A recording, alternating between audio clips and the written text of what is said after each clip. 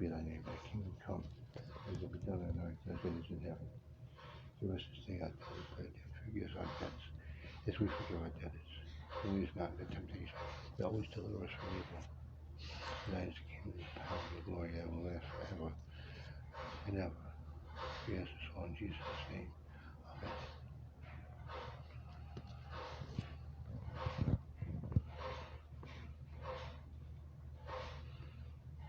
You know, right now we have this strength, we have this commitment, we have this desire and love